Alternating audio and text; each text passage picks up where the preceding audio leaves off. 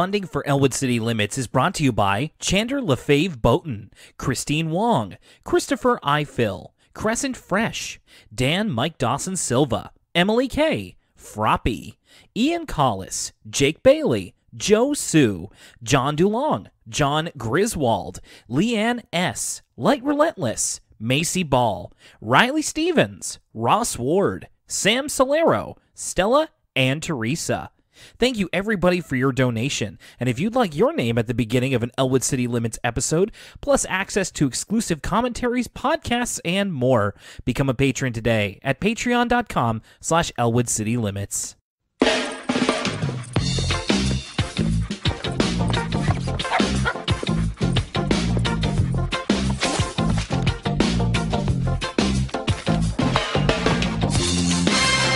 Spring has sprung. Finally. I've been waiting for so long. Let me tell you something. I thought that I had not foreseen a future where it was ever going to be nice outside ever again. And last week, I don't know if it came through on the filibuster. I haven't listened back to it, but I suppose I sound crazy because I was so tired and exhausted from putting in 9-hour days at school, and I would show up and it would be cloudy, and I'd be in school, and then I'd leave school and it was dark. And I'm not saying I have seasonal depression, but let me tell you something. Being in school today and it was just sunny and the weather's nice, I feel so much better. And partly it's because I'm not putting in 9-hour days anymore, and then partly it's because it's nice again. There's something to be said about when you get into those jags of like either work or school or something that commands your attention for like days at a time, and it's just like it feels cloudy, and then if the weather's there to match your mood, then it just feels even worse. I know what you mean. But hey, we're through it now. We are, and I'm glad that you're here. And certainly we are both very busy around this time of year. If you listen to the filibuster, I myself also got just a little bit unhinged because I was trying to figure out exactly our schedule, because Lucas, you're going to be wrapping up with school sooner rather than later, and I'm getting married in 2 weeks, for goodness sakes. Oh my goodness gracious. It's crazy. And WrestleMania is next week, so that's... I know. Oh, gee. Wait, is it on Sunday? Is it this Sunday? No, it's next Sunday. Next Sunday. Okay. So there's a bit of time, but like we're getting down into the single digits for like the WrestleMania is X days away. Was there a point where you were like, okay, we can have the wedding this weekend, and then you realized that was WrestleMania weekend, and you were like, okay, let's push it back a week? Well, we were immediately like, that's a little too early in the month for us, and then also WrestleMania, and then it was all a matter of both avoiding 420 and May the 5th. Those were the two dates we didn't want, just because of the associations with them. Because you don't want it, unless you're theming your wedding around it, you don't necessarily want to say that you got married on 420 or like for the rest of your life. And we also didn't want the implication that like, oh, you got married on May the 5th because you love Star Wars. I'm like, yeah, no. So isn't it May 4th, the Star Wars Day? May the 4th, or yeah, sorry, I kept saying May the 5th. I was like, what happened on May the 5th? There's some day that I'm not aware of. Excuse me, it was May the 4th. It's just, oh my goodness. I think we're both not at the end of our ropes, but we're running out of slack here. Oh yeah. But that's okay. It's I'm actually jazzed to be talking about Arthur. We're close to finishing this season up, Season 6. Yeah, and like these two episodes we're about to talk about today, I feel like I say this every once in a while, but I think we're getting close to where I think we're getting close to the episodes where neither you or I have seen. Like, I have zero recollection of these two episodes, and I wonder if that's going to start happening a lot more often now we're getting closer to the modern era. We're starting to run out of road, you're right. I did an interview recently with a friend of the show, DJ Bob, and I think it's in a couple of seasons. I think it might be like 8, where we get into the episodes that I've genuinely never seen before. So when does the Flash animation start? Oh, Because I don't think I've seen a single full episode of when the show switches over to Flash animation. I want to say not for a while. Like, we're probably going to be into the double digits at that point. So we've got a ways to go yet, and hopefully we get a little bit of a, like, I'll be able to kind of ready us before we get into that, because that's going to be a big adjustment. Mm-hmm. So before we get into this episode, I mean, first of all, welcome to Elwood City Limits, the episodic Arthur podcast. We're going through every Arthur episode, one season at a time. My name is Will Young. I'm one of your hosts, and my co-host is Lucas Mancini. Hello. So we are, before we get into that episode, we are going to head on over to our mailbag, which is where listeners like you like to send us messages. That is elwoodcitylimits@gmail.com. Our first email today comes in from Hernan Morales. Hi, Will and Lucas. Well, after about a month, I'm finally caught up on the backlog. Hey, thumbs up. Can't wait to hear your episode on Rhyme for Your Life, and hopefully you got all the famous poetry references. Extra points if y'all did the whole internet a favor and managed to track down J.E. and C.B. Those are the rapping kids from that like emergency award from us kids that we did last season. I forgot about that. That was amazing.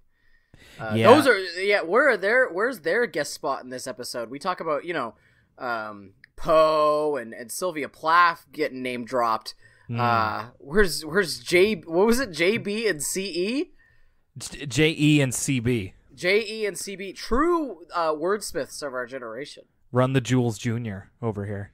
Hernan continues, I recently listened to your episode with DJ Bob, followed by his interview with Michael Yarmish. Yes, we had DJ Bob on the show here. We did the Arthur Christmas album, and DJ Bob also did a great interview with the original voice of Arthur, Michael Yarmish. Check it out on the DJ Bob Show.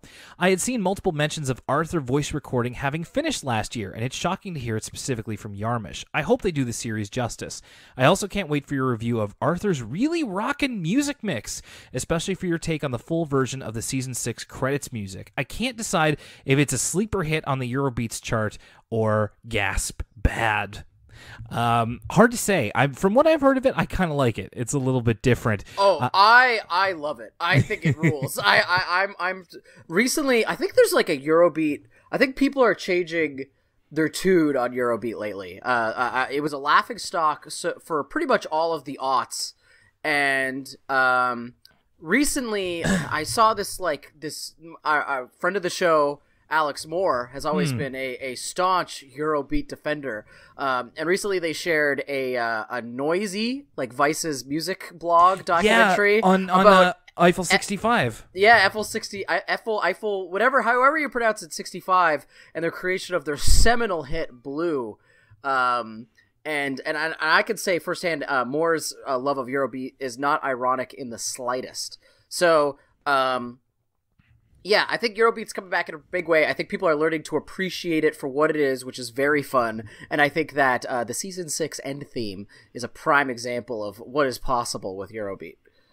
We will be having that episode of featuring Arthur's really rockin' music mix with a special guest, no doubt, where that's going to be happening probably around the same time as Season 7. Couple specialty episodes coming up next season. Also, I recently discovered on YouTube Arthur episodes in Spanish. I'm wondering if any of the French-Canadian voice actors dubbed for French. Now, that I don't know, but I do remember... since we're in Canada, there is a dedicated channel for just French programming, and I do remember catching episodes of Arthur on there and laughing because the voices sounded different. Was that, I find with, like, French dubs specifically, like, everybody just sounds like adults. Like, was Arthur just like a deep voiced, like did it sound like children doing French voices, or I guess you don't recall? I mean, sort of. I don't remember it sounding out of like character or anything like that. I mean, it's pretty sure. Anyway, thank you, Hernan, for that email. We go now to Pretty Cool Stairs, whose name finally came to light for us, with some Season 6 thoughts. First, a general question. Any plans for spring break? Nothing out of the ordinary for myself, except maybe some spring cleaning. Well, we already had spring break. I worked a bunch, and it was no fun. My spring break was more stressful than if I had gone to school. It was literally like the extent of my spring break was St. Patrick's Day, which I did partake in the degeneracy or whatever that Sunday. But pretty much from Monday on, it was like all out working and schoolwork until I got back on Monday. I was like, oh, thank gosh that break was over.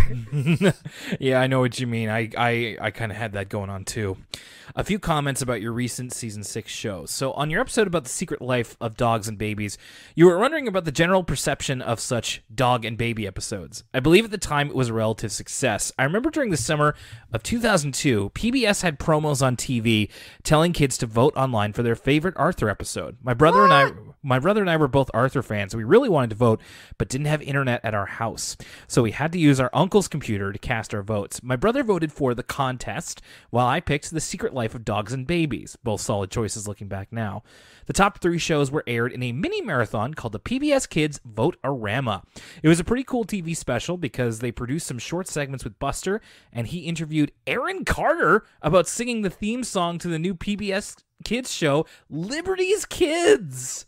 Wow. Man, this is cool for multiple reasons. That came rushing back to me. I forgot all about Liberty's Kids. No, Liberty's, as a Canadian, besides Hamilton, the play Hamilton, literally the only reason I know about American history is from like habitually watching Liberty's Kids as a kid.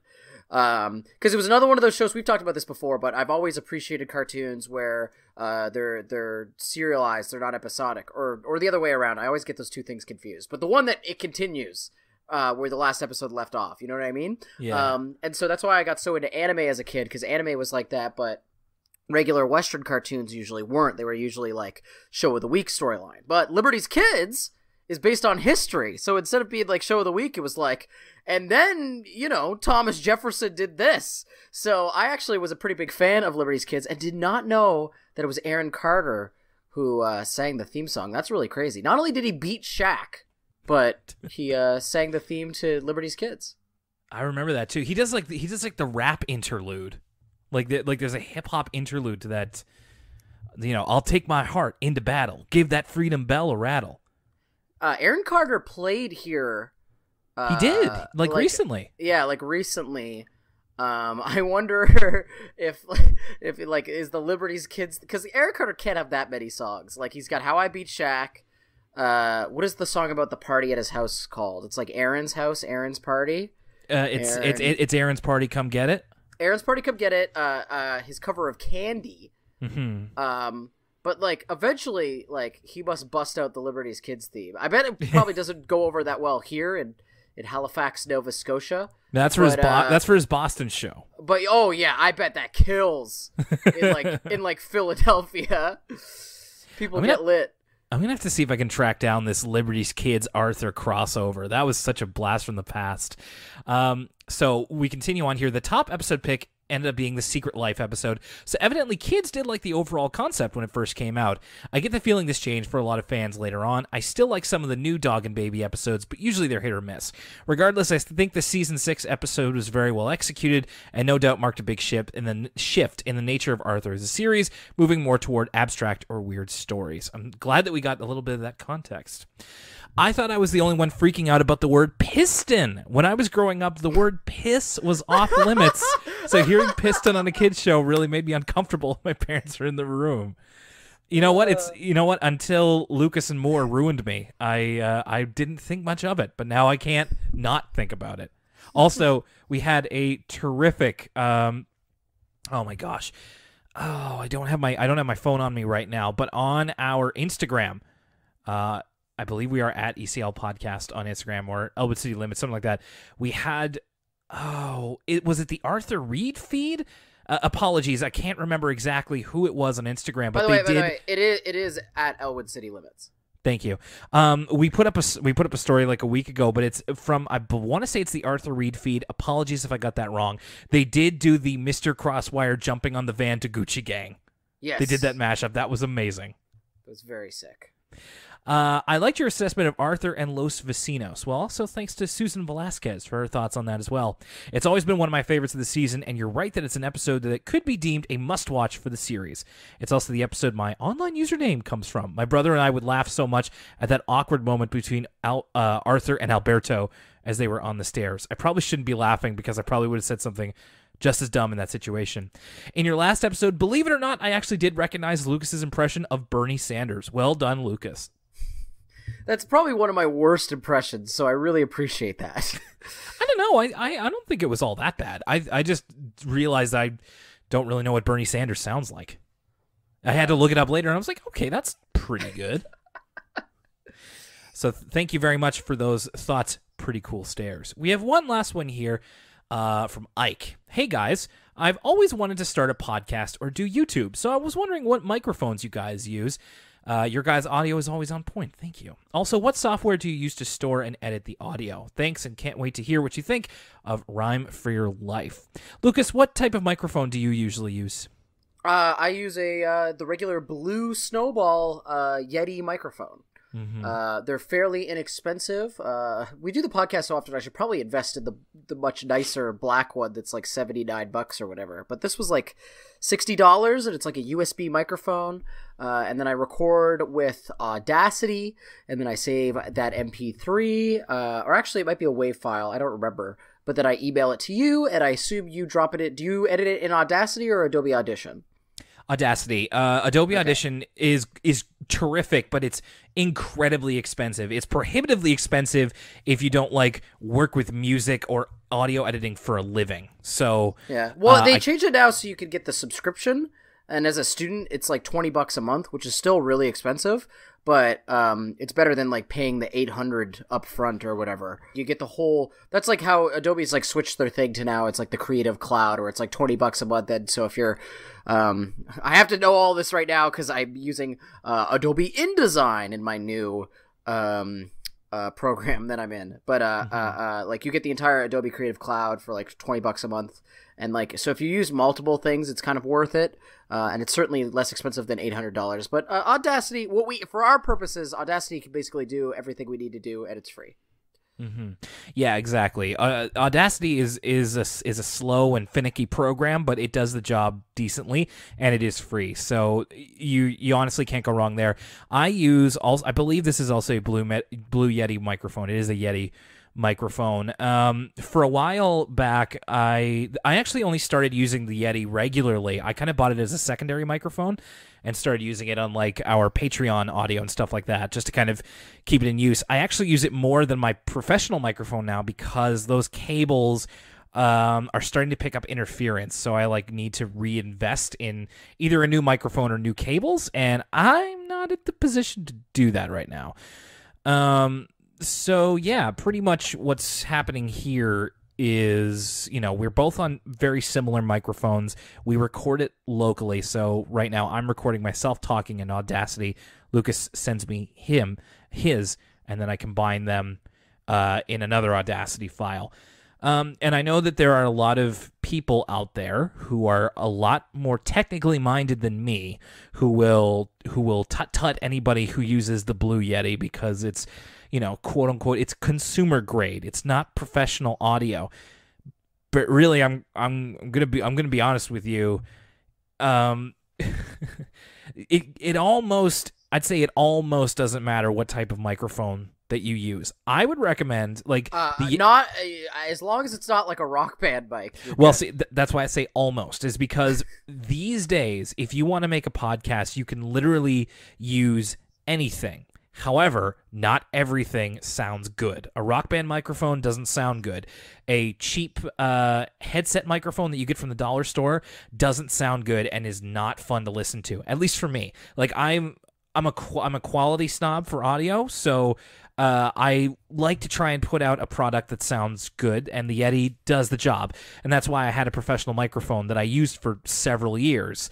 But that's a huge investment. Like a Yeti or a Snowball microphone is a really good place to start. They're fairly inexpensive, and especially if you're just looking to get your feet out from under you, if you're looking to start in YouTube or recording audio, like I'd say give those a try, and don't worry about it being, not top of the line or something like that. It's, podcasts there shouldn't be like a financial wall to starting it, but there is also like you get out what you put into it. So, I've spent the money, and thank you for the compliment. Elwood City Limits thankfully has usually sounded pretty good. And that's kind of where a little bit of money gets you.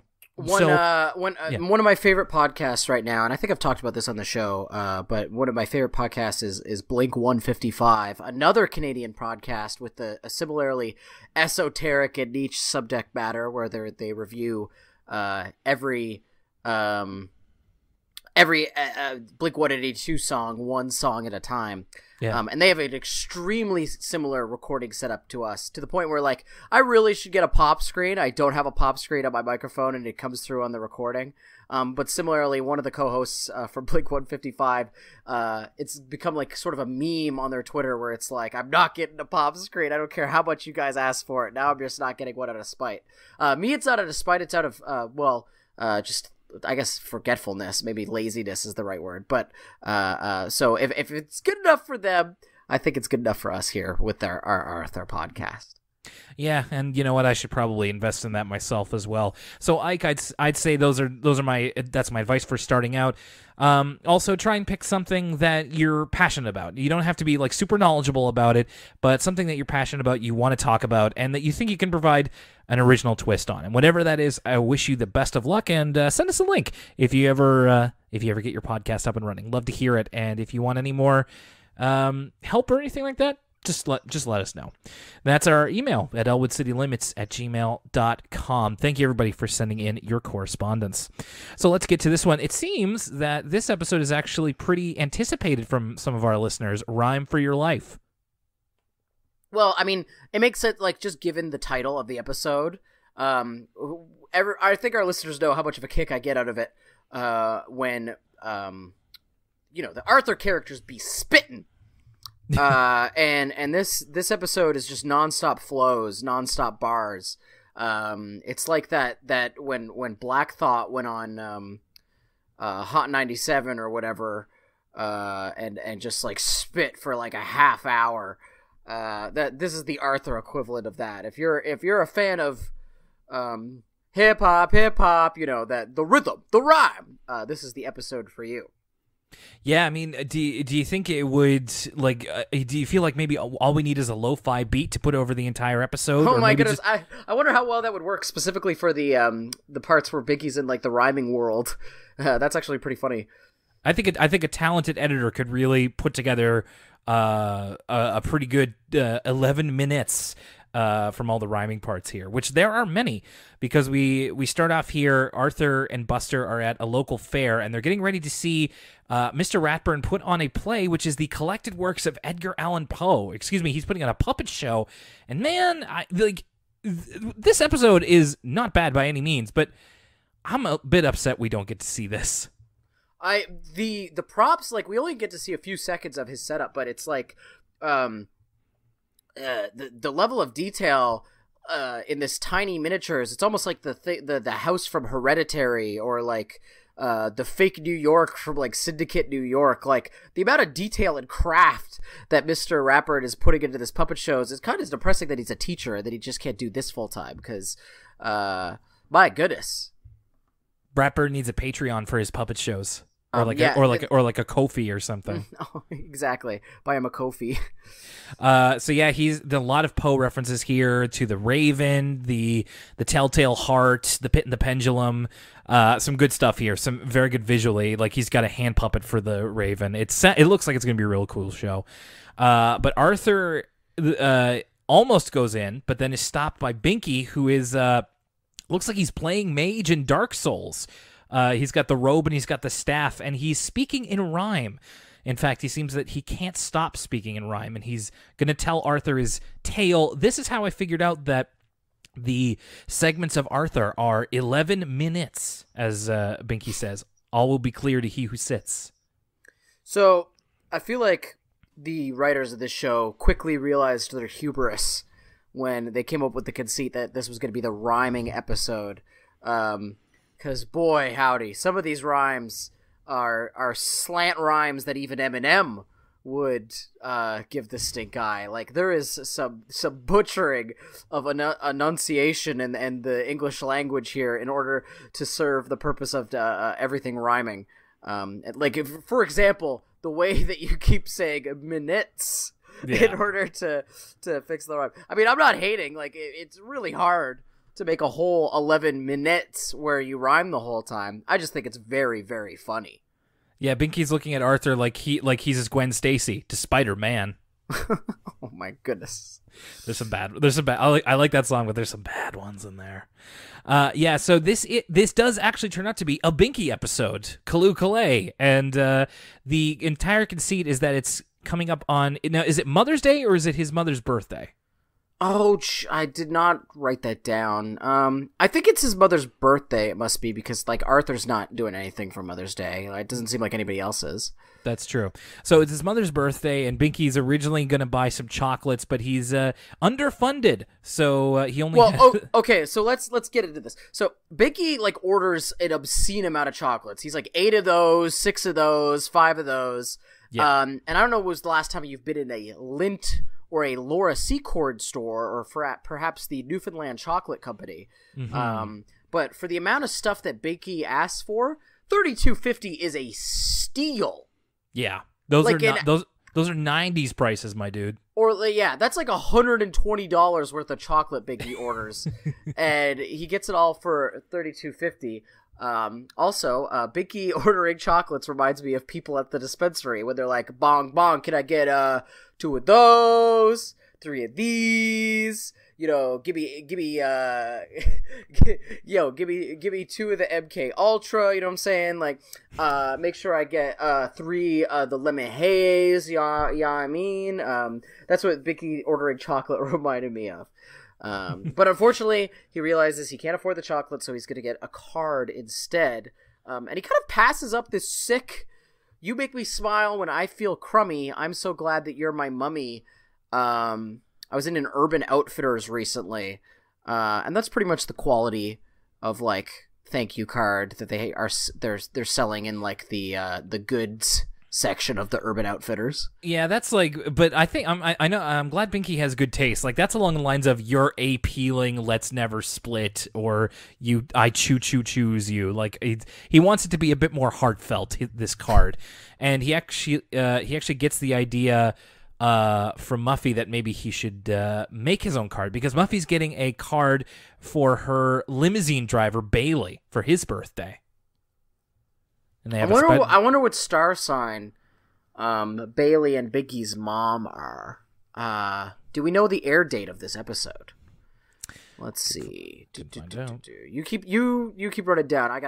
Sure. We have to figure this out. Well, you and the astrological signs. It's beginning to be a real thing. It truly is becoming a horrible problem. Listen, I will not rest until this is answered. So basically, Binky has a very poetic soul, but he's not confident in his abilities to write a poem.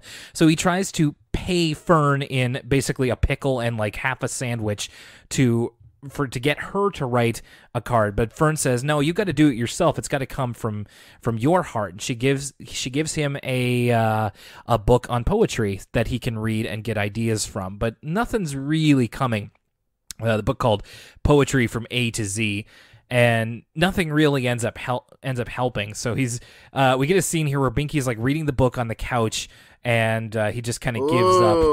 I think they might be Scorpios. November. No. I'm gonna pretend I know what that means. 12. Yeah, Scorpion. Defined by an outward shyness and an inner determination, will work tirelessly to achieve goals. I want to know more about her limo driver Bailey. What a complex figure. I do think Bailey becomes a character like later on in the series, so we will be seeing more of him at some point.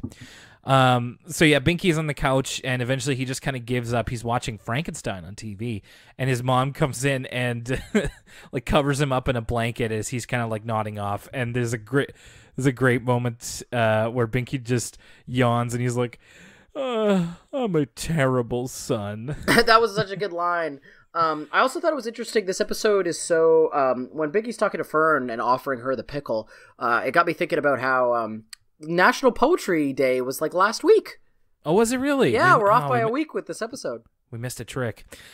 We also see like Binky is trying out some poetry, but it's not going very well. Like the first he gets is "Mother dear, I love you so. If I bend my head, I can smell my toe." And now we get into the real meat of this episode. Binky falls asleep, and he winds up in, what is it? Is it was it Rhyme Land? No, it's not Rhyme Land. It's Rhymeville Verseburg? Verseburg. That sounds more right. Verseburg. The opening scene of this is almost identical to the start of Django Unchained, with like the carriage and like pulling up on Binky. It's been a while since I've seen Django. I didn't think about that. What if Christoph Waltz played Francine? What if? Oh my goodness. There's a lot to consider there. Let's see. He'd be like, Binky, how do you know? Wait for the cream, Binky. You must wait for the cream. We built you a new body, and the new body will be more powerful than the old body that you had.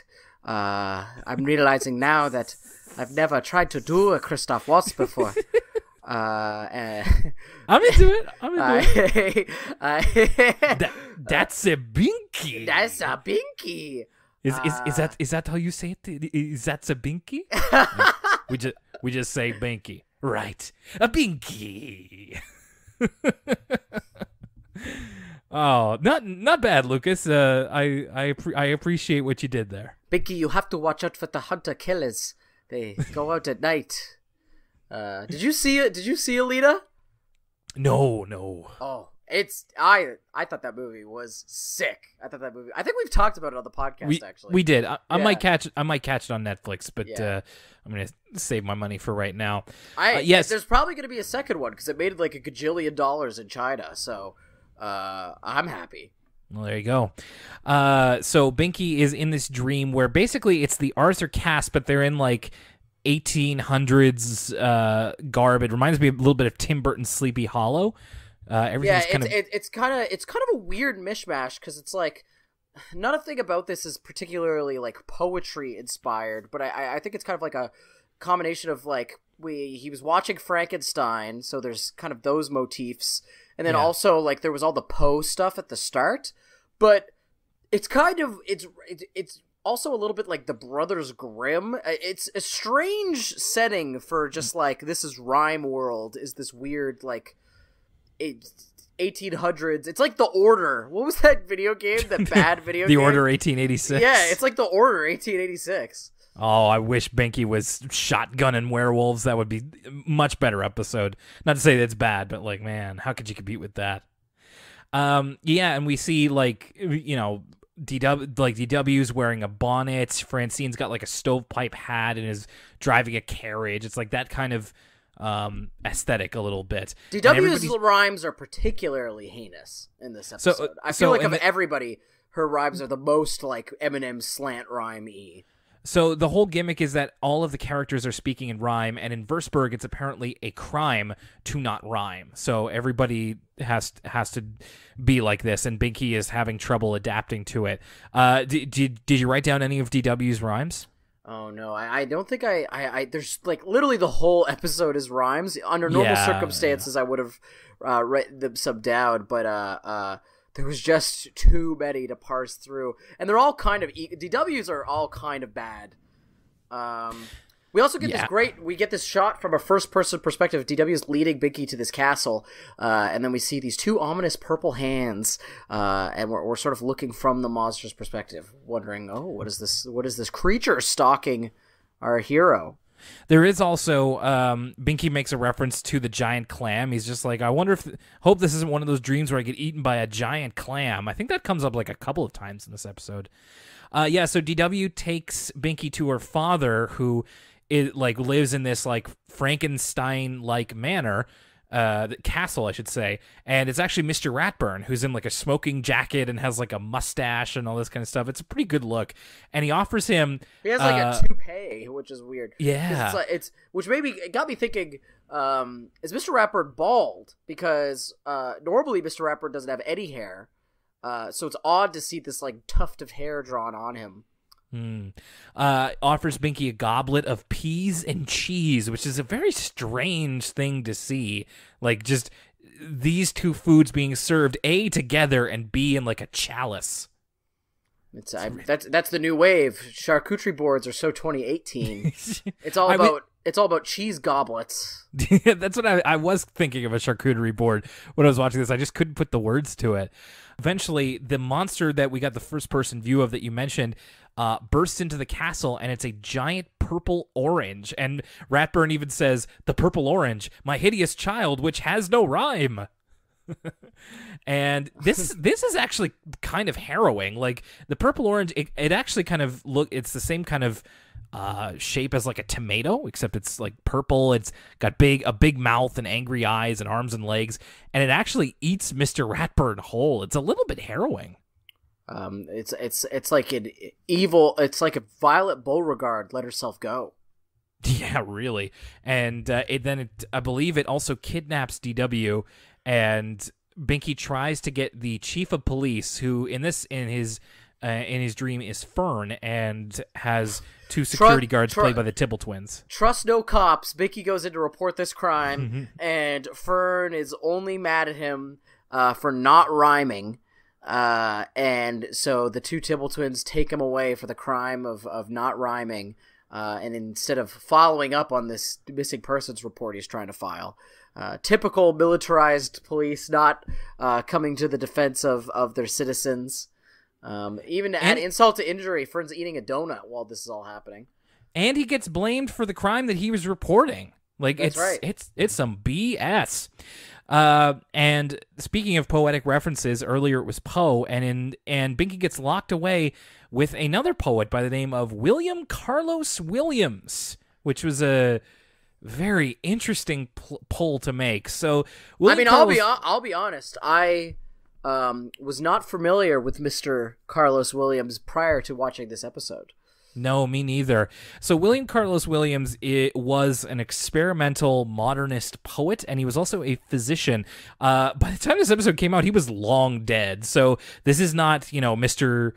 Williams doing his own voice here. Yeah, it's not. Which stands to be like, why did they pick him? I wonder if they this was the estate that said you could have the likeness rights of our person, because it's true. Usually with something like this, in the past, Mr. Rogers or that jazz musician who's in the Yo-Yo Ma episode, they use a real life.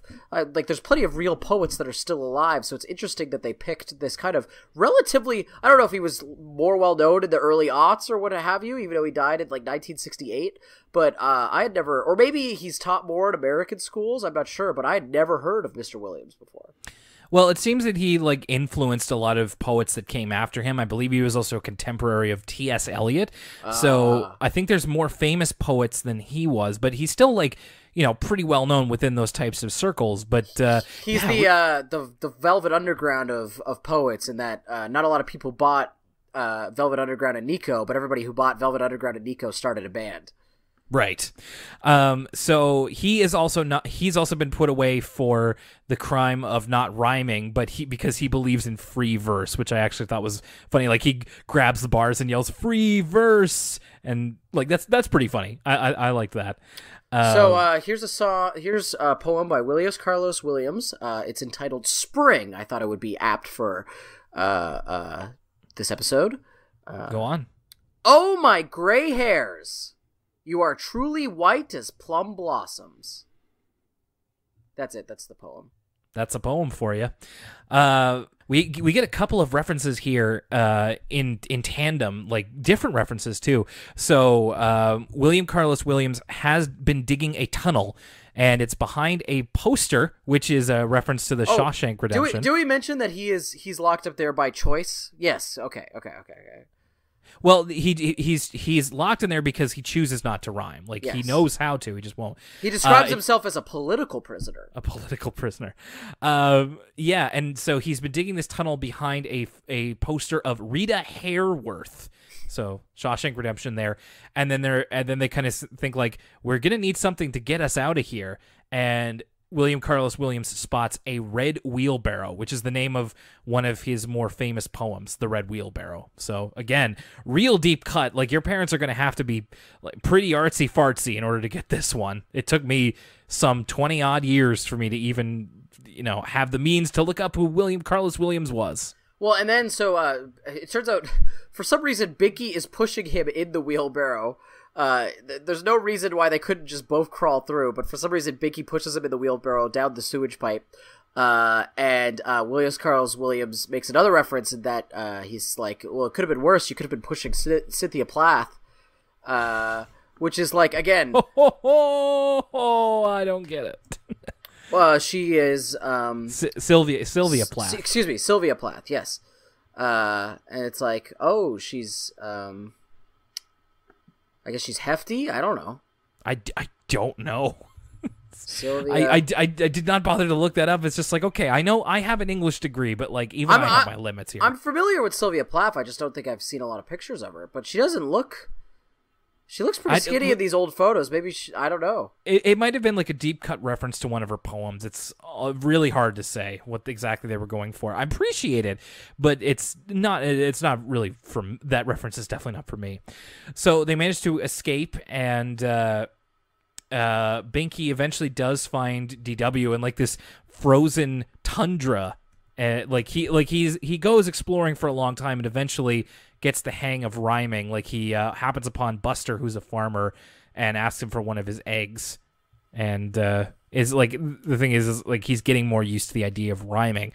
Does find DW, who's having to eat like seal blubber in the Arctic, and faces off with the purple orange and manages to cause an avalanche by using what he calls a barbaric yawp, which is a reference to one of the poems of Walt Whitman. He even says, some guy named Walt Whitman taught it to me. Which is weird because we don't actually see that conversation. Like, I thought that joke was that he was mistaking, he forgot William Carlos Williams' name and instead thought of Walt Whitman.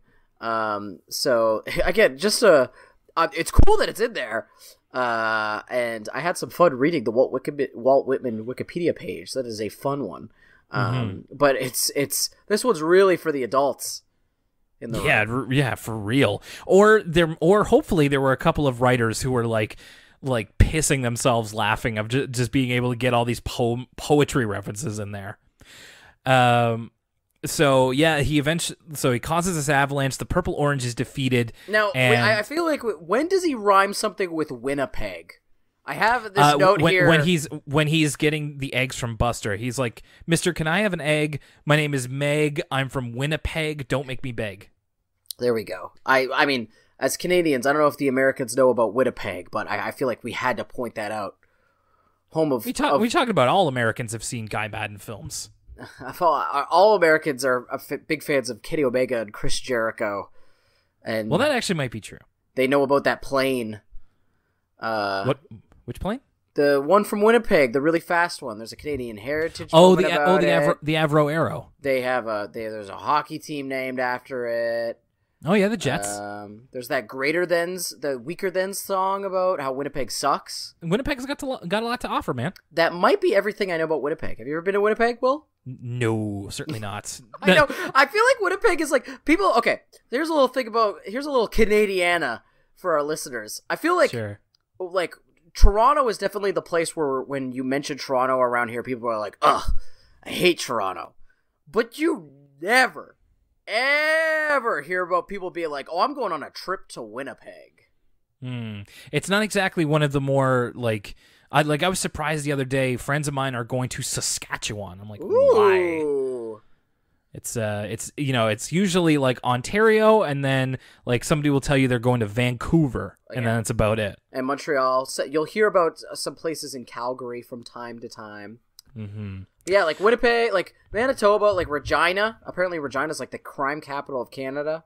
There's all these people in places in central Canada I've literally never been, nor could I, like, I can't even, like, picture what Winnipeg looks like, really, in my mind's eye.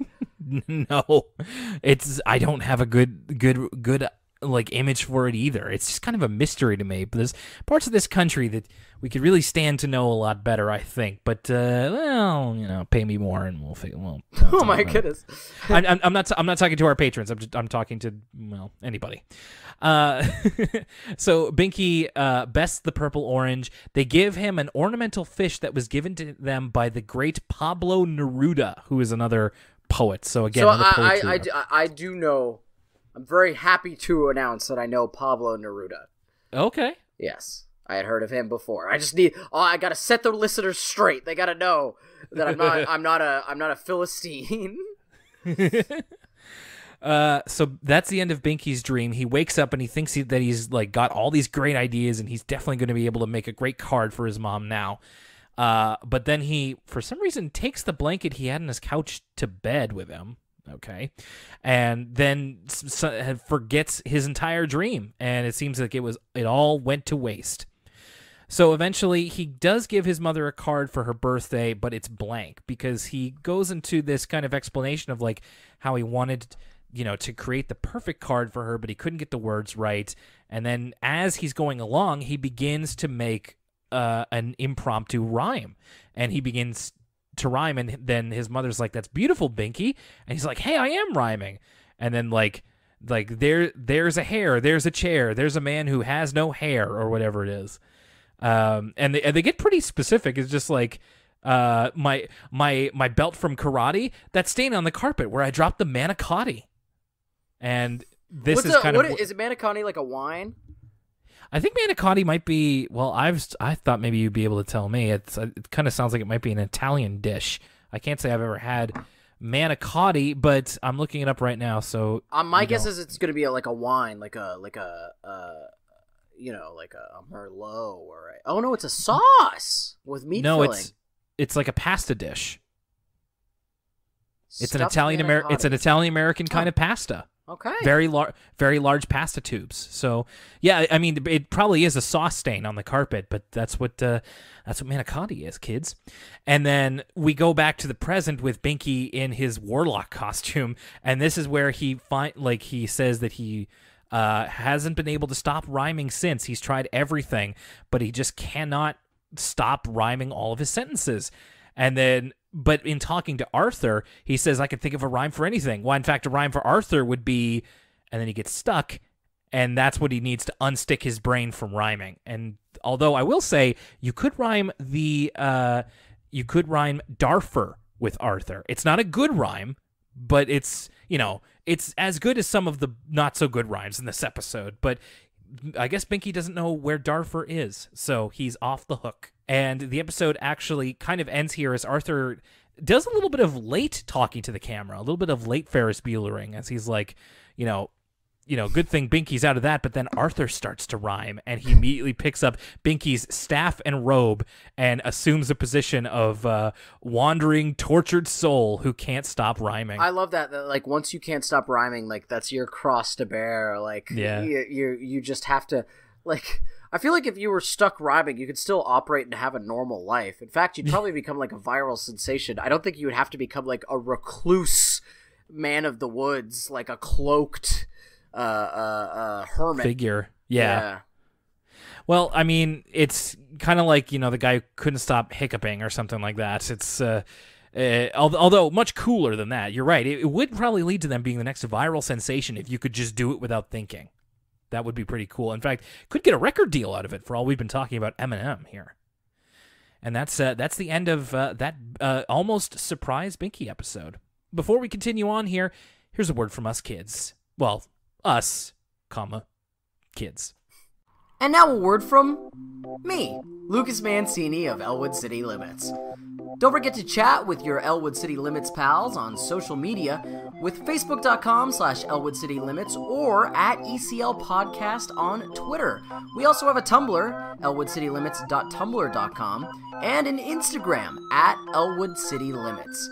If you want to send us a question, send us an email and get it read on the show at elwoodcitylimits@gmail.com. You can find the entire episode archive at elwoodcitylimits.libsyn.com or on your favorite podcast service. If we aren't on your preferred podcast app, let us know, and we'll do our best to get on it. Thanks as always for supporting us here at Elwood City Limits. Now, back to the show. And we're back. Well, from all of that talking about poetry and rhymes and poets and all this kind of stuff, we go to an episode that has a noted lack of talking. That's right, because it's the Metallica themed episode. For whom the bell tolls. That's right. Sorry,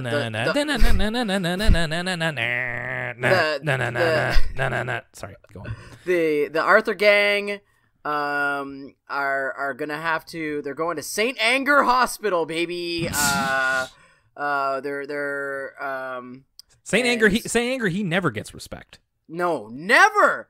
They're riding the lightning all the way to St. Anger Hospital because there's no justice for all. And also, but the memory remains. What was that friggin' movie called? The 3D movie through the Never. And they're through the never. Basically, DW in this episode, she's the master of puppets because she is. Pulling everyone's chain. Lucas, all these references are giving me whiplash. I think it's time to jump into the fire. Lou Reed and Lou Reed. Just Lou Reed. Yeah. I am the table. All right. So it is called For Whom the Bell Tolls. By the way, if you haven't seen the opening credits for Zombieland, do yourself a favor, check that out. That's one of my favorite parts of that movie. Also, check out the video for Saint Anger by Metallica. My friends, every one of my friends who's ever been a drummer, finds that song hilarious because the hi-hat sounds like he's hitting the top of a garbage can. Oh, it sounds once somebody tells you, it's so funny. Once somebody tells you what's wrong with the drumming, and that's in that whole album, you can't unhear it. It sounds awful. It's so funny. And I'm a Metallica fan, but like, good God, it's really bad. It is funny bad because they're so rich and everything, but it's like, yeah, what a choice that was. Anyway, we start off this episode with Arthur celebrating. It's like a banner day. He's literally in like a parade with confetti raining down because at dinner one night, DW is in the middle of talking, and then suddenly, like, this is also a little bit concerning. Like, she starts coughing a little bit, and then, her parents are like, DW, what's wrong? And she's like, I don't know. And she just kind of starts rasping. And then we cut to Arthur watching Dark Bunny on TV, and Mom says that DW is going to be okay, but she's definitely lost her voice. To which not only Arthur celebrates, but Dark Bunny himself celebrates. Yeah, okay, so it was from this point where I was like, this episode is really weird. And not really weird in like the fun, like David Lynch way that like the really strange Arthur episodes have been. Weird and just like it reads like someone's making something up as they go along. Like it's just odd. Because Dark Bunny is like inside DW's, what is it called? The little hangy thing. Is it a uvula? Is that it? Yeah. He's like hanging onto the uvula, and then he's like in Arthur's TV, and then he like pulls Arthur into his TV for the dream sequence. And it's like, you talked about whiplash earlier. It's not so much like because obviously the show deals in dream sequences all the time. But for some reason, just the way it's edited and the way it's put together, it's just kind of hard to follow. And you're just like, what is going on? Yeah, and in that Dark Bunny sequence, when he hears that DW lost her voice, he like cheers, and then the sun rises in Dark Bunny's world, which is weird to see in like a Batman the Animated Series knockoff. And like his suit is an entirely different color under the light of day. We do get a couple great pieces of dialogue here from Dark Bunny himself, who's just like, finally, no more, oh, that show's scary, I want to watch Mary Moo Cow. Kids like that who spoil the ratings. Just like this really, like, more of the actor behind Dark Bunny than anything else.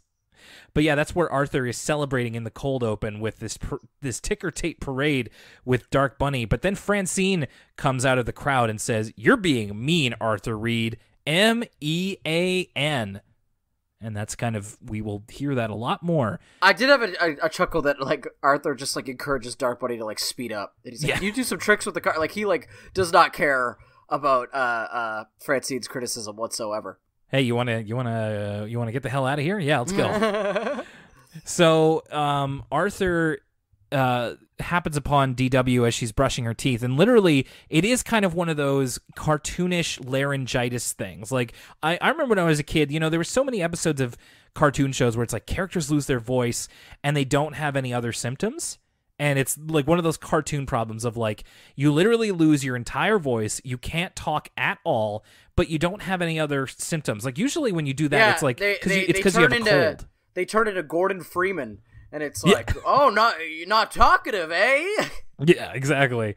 So Arthur is overjoyed that DW can't talk, but you know, mom tells him to be nice about it. So we do get this first half of the episode where Arthur is reveling in this because he sees the power in DW not being able to speak. There's this fantasy he has where DW is watching Mary Moo Cow, but then because she can't object verbally, he turns it to a show called Gladiator Smackdown. They ruled the Roman Empire with like rippling pecs and righteous abs. It's like it's like a new independent wrestling promotion where it's like all centurion based. It's very cool. It's like if instead of Aztec stuff, Lucha Underground was about 300. Yeah.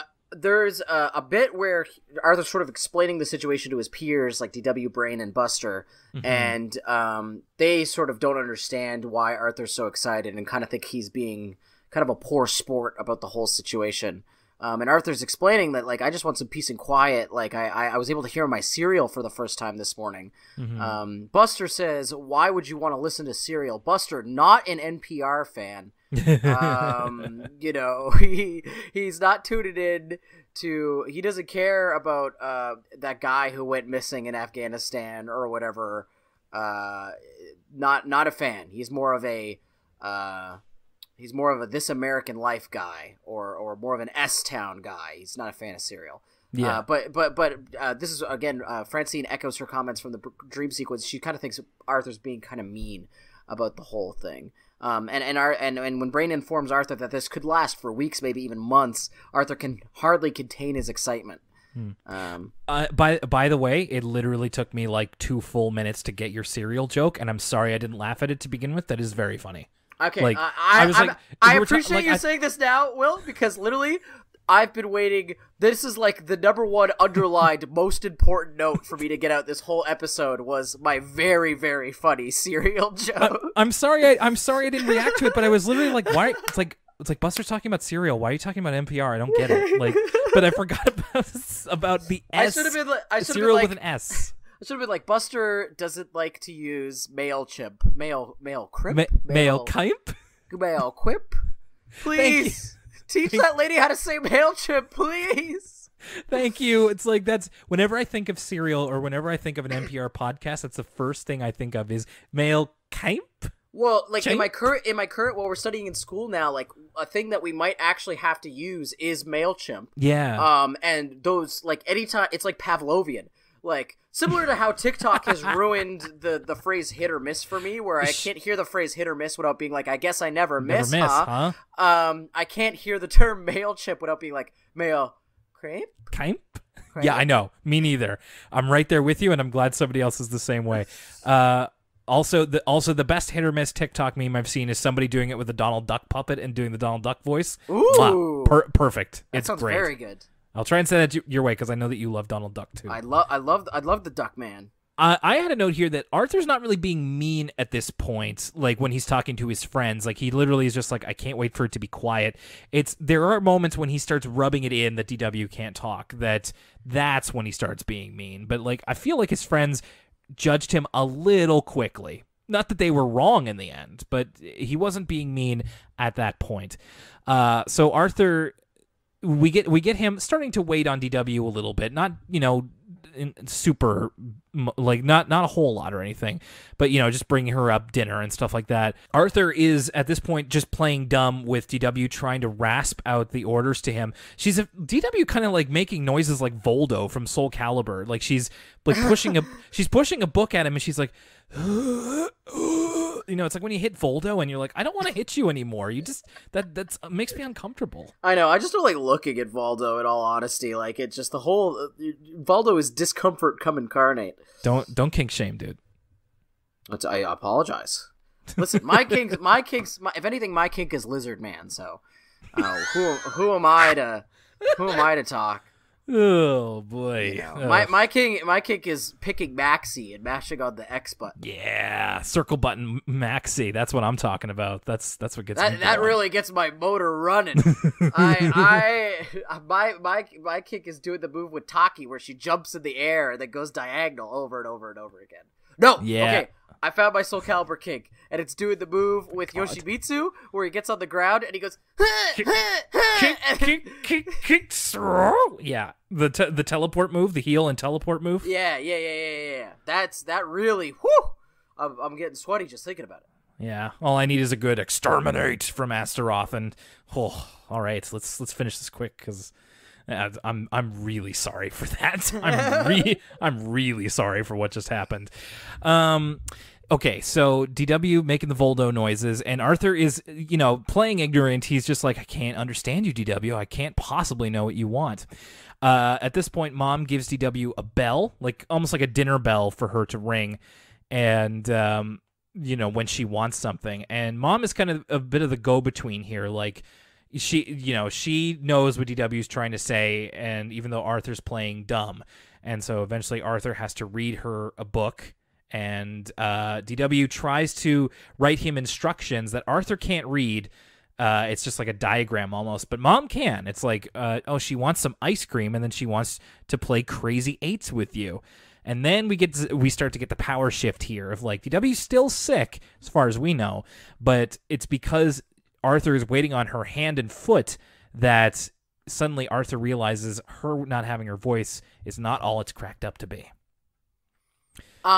So at this point, like, so the characterization of Arthur in this episode, he's like supposed to be kind of mean at first. You're supposed to be like, oh, Arthur's kind of being a jerk, and like you can sympathize with him because DW is annoying, but like he's also like, kind of enjoying the situation a little too much, a little more than is appropriate.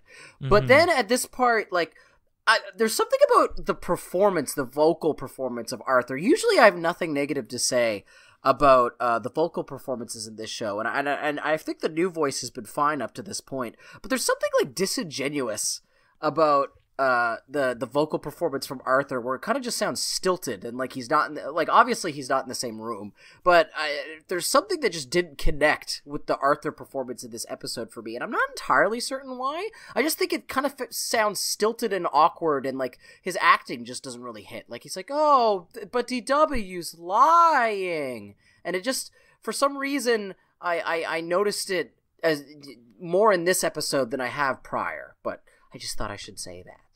That's interesting. I don't think I really caught on to that, but I think I know what you mean. But it didn't really take me out of the episode. But an interesting observation. At this point, Arthur has been DW's basically servant for a couple of days. Francine thinks it's just desserts.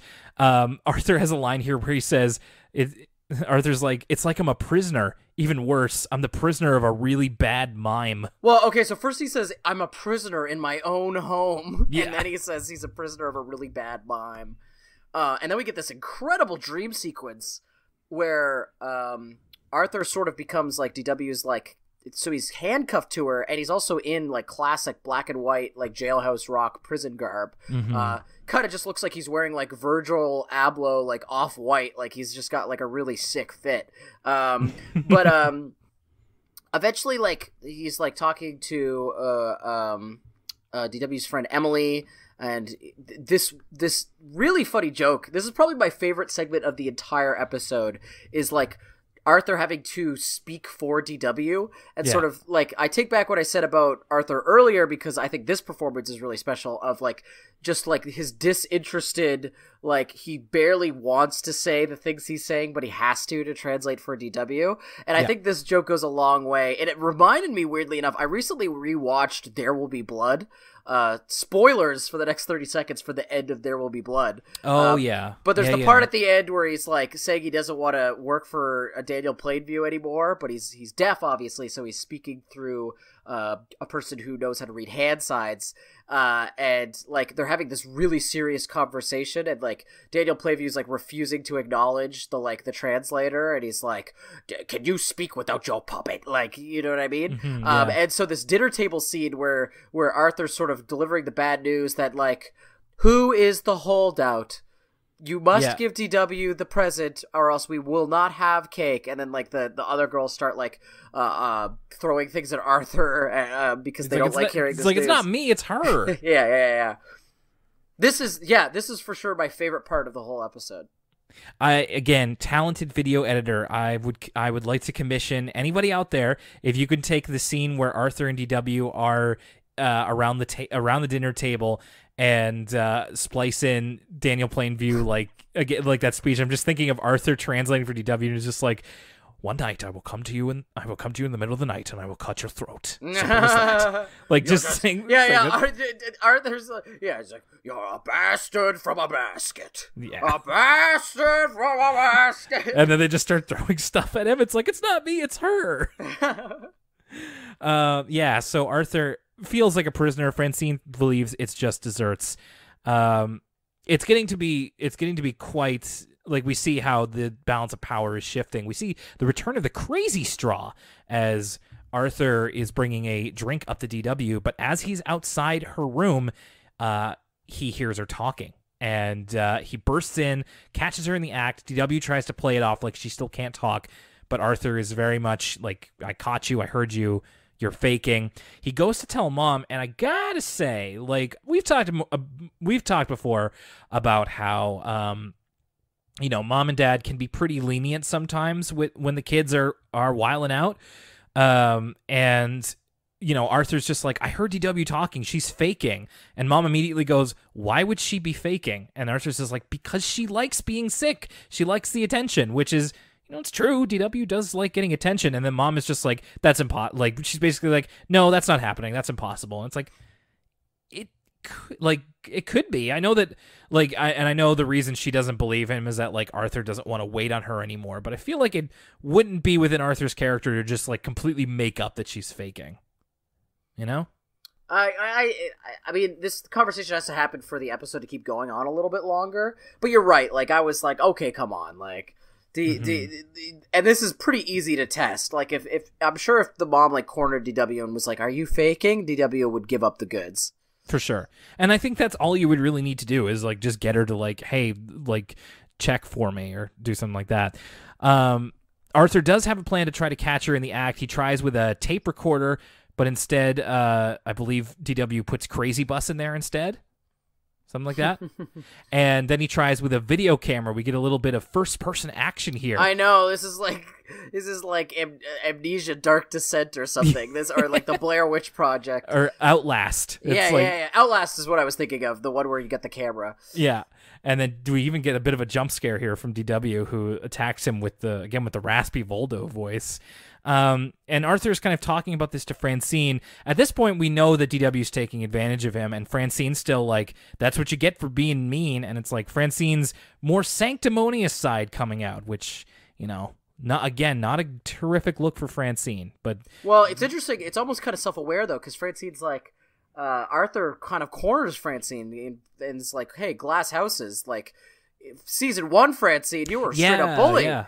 Which was also, like, it's a weird interaction because they're kind of acknowledging it, but they're also, like, kind of not. Like, there's not really a resolution to that conversation. They just kind of move on. Yeah, and Francine's just like, the dream has no memory of that, and just kind of moves on. They get a call at Francine's house, and Francine's like, "I don't get this. This is so weird. All it is just some ringing." And then Arthur's like, he knows that that's DW, picks up the phone. She's like rasping into it. And at this point, he's been around her for so long that he understands what she means. And this is when Francine's like, "Okay, now I believe you. This is too far. We got to do something."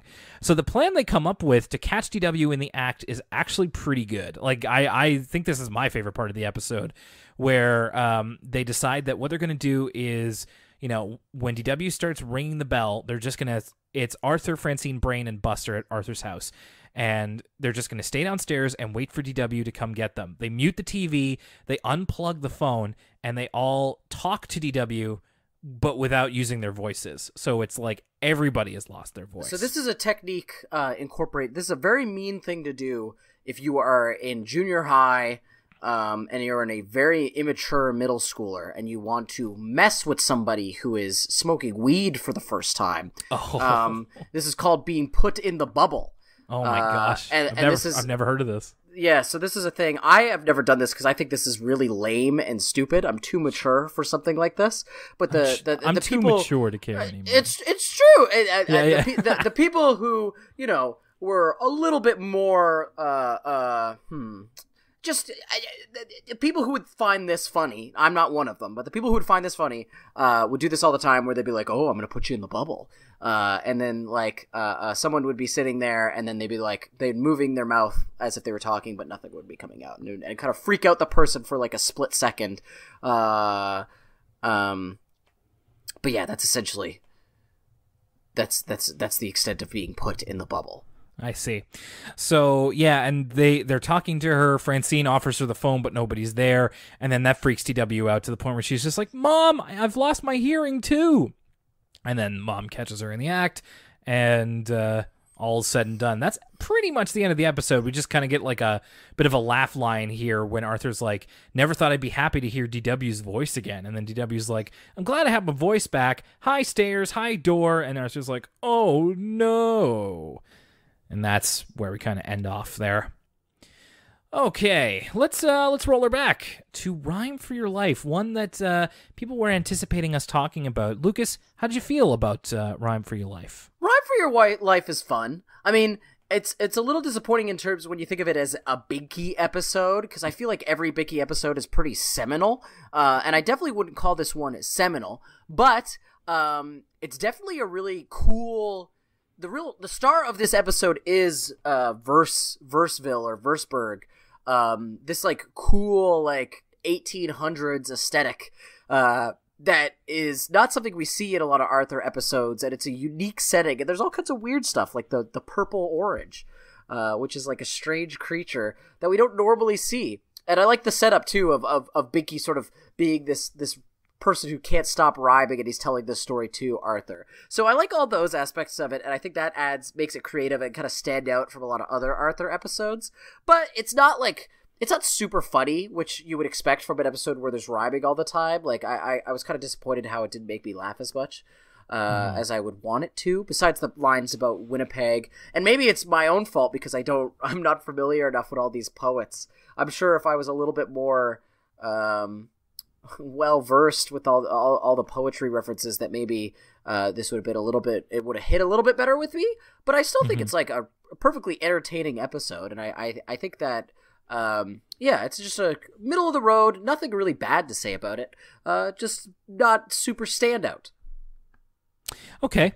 I kind of agree with you. I think it's important that, like, I think it's actually kind of funny now that you mentioned we're getting into the era of Binky episodes where there's been so many, we can start to see that, like, this one's, on the lower end, or this one's on the higher end and stuff like that. So, but I think it's like a Binky episode we feel like is a cut above. And I feel like this one is... What this one has going for it most is imagination, and those are that's a really great quality to have in an Arthur episode. There's a lot of it's a very creative scenario. I like that it's not necessarily something that is relatable to everybody, but it's like it makes sense for Binky's character, is that he's got a soft side and he wants to express himself. He's just not really sure how. And then we get this extended dream sequence with all these wild references and stuff like this. It's not for me, all of it, but it's cool that it's there, and I'm sure that it is for somebody. And yeah, in the end, it's not, I think I agree with you, it's not as funny as I would have liked it to be, not as engaging as some of the other Binky episodes are, but it's like, it's fun, and... Yeah, and you know what? Now that you say that, now that we're talking about it, like I think it really does have merit for being. It was probably pretty hard to write, given all the rhyming and stuff like that. But also, like all the stuff with like, the Shawshank reference with the poster, and the fact that like William Carlos Williams shows up, and I think, it may be even a little bit above average just by the fact that it is so different and so unique.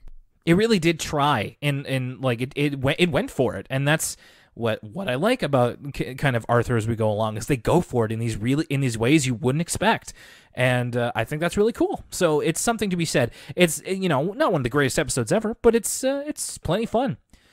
Okay, so For Whom the Bell Tolls, I'm not a huge fan of this one. As we were talking about it, I think you were able to kind of to put it in a way that kind of mirrored how I felt. Was like, I'm not really sure what we were trying to say with this. It's like it felt like there was a lot going on. It's like, DW gets sick and Arthur's, holding that over her, but then DW's holding power over him, and it turns out she's not sick, and then they have to, prove that she's lying. It's like there's a lot of stuff going on here, and like you said, there are a couple of like unusual ways to take things, like in the cold open with Dark Bunny and everything. Not that that's bad. I actually appreciate it again that it's kind of creative in that way, and it's definitely not like I wouldn't call this a bad episode by any means, but it just kind of left me feeling a little confused, I guess. Like, I'm not really sure how to feel, and the ending I felt was really kind of flat. It's just like, okay, everything's back to normal, and like, all right. It felt like a real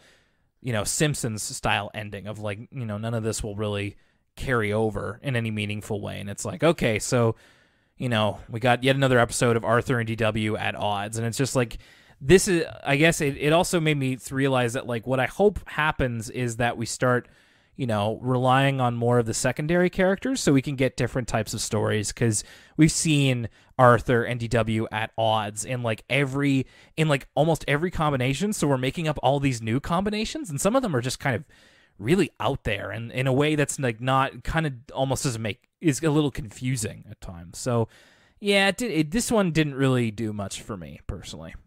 I mean, I kind of hated this episode. I don't know why. Oh, yeah, okay. I really didn't like For Whom the Bell Tolls. I think because format-wise, it's like such a mess. I think he hit the nail on the head. I guess the way this episode, if I was tasked with fixing this episode, I would more so make it about how Arthur, because this is where I thought it was going, was that Arthur was going to be really mean about DW not being able to speak, and then eventually he would sort of feel bad for her, and he'd kind of try to make her feel better, and then DW would be able to speak again, and she'd be like a little bit annoying, but we'd be like, oh, everything's happy again, like it's all back to normal. But like, that's not where this episode went at all.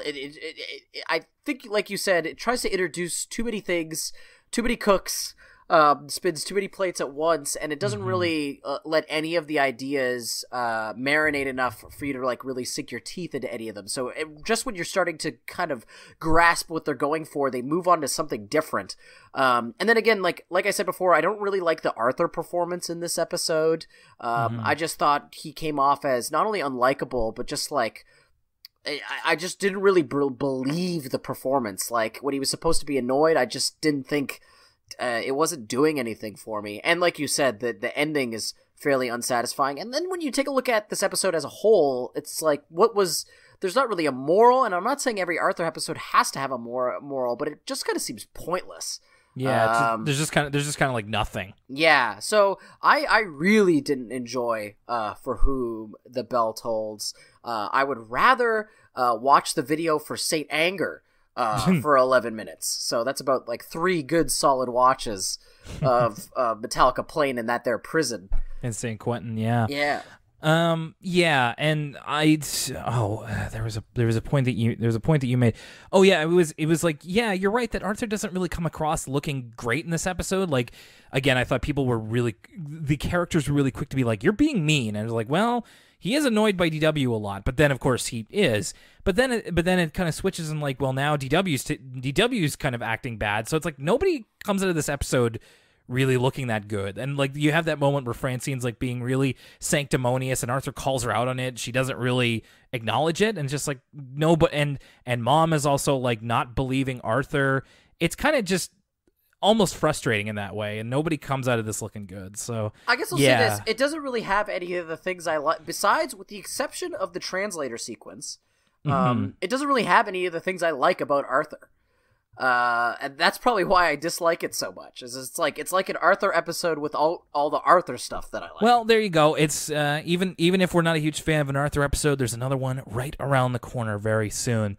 Hey, thanks a lot for joining us for this episode of Elwood City Limits, as Ooh, as we're a week away from WrestleMania, 2 weeks away from my wedding, we will do our best to get the rest of Season 6 to you in a timely fashion. And, of course, with Lucas and his schoolwork taking priority as well. Thank you very much for sticking with us, and hopefully we will get to hear from you soon through contacting us through all of the ways that you can, and for hearing from us soon, because in the next episode of Elwood City Limits, we've got these two I recognize by title, and I'm very interested to talk about them. It's The Good Sport and Crushed. One of those episodes also features a very timely, at the time, guest star. Ooh, is it the lead singer of REM? I Got My Spine, I Got My Orange Crushed. I would love if Michael Stipe showed up in an Arthur episode. That would be so great. All right, so until that time that we get back to you with another Elwood City Limits episode, or until you hear us on the Patreon exclusive feed, my name's Will Young, and for Lucas Mancini, I'll throw in the pickle. We'll see you next time. Good one. I know, it's been a while since I've had one ready to go.